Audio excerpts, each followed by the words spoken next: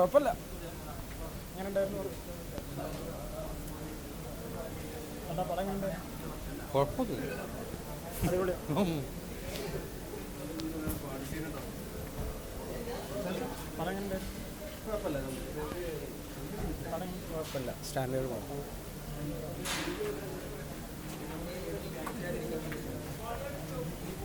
പടം എങ്ങനെ ഉണ്ടായിരുന്നു? കുഴപ്പമില്ല.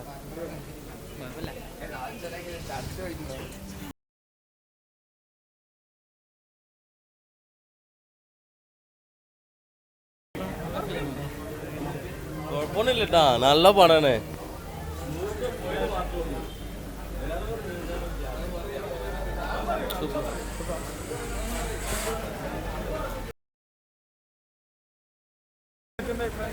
കുഴപ്പമില്ല, കുറച്ചും കൂടി ലെങ്ത് ഉണ്ടായിരുന്നെങ്കിൽ നന്നായിട്ട്.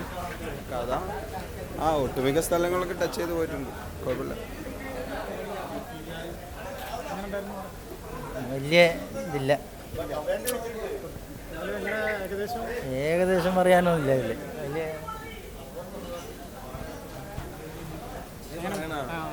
ഇത് കാണണം നിങ്ങള്, എല്ലാരും കാണണം.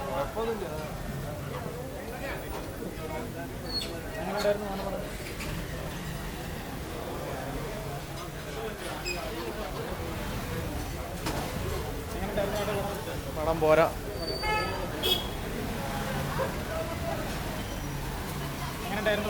അച്ഛ പൊളിവായി, എന്തെന്നാ പറയാ, ഫാമിലി ആയിട്ടൊന്നും ഒരാൾക്കും കാണാൻ പറ്റില്ല പടം. വൃത്തിയായിട്ട് പടം. ഇതിൽ ചന്തുവിൻ്റെ പിന്നെ ഒരു ഡിഫറൻ്റ് ആണ്. പഴയ മമ്മൂട്ടീൻ്റെ ചന്തുവും ഇതും തമ്മിൽ വളരെ വ്യത്യാസമുണ്ട്.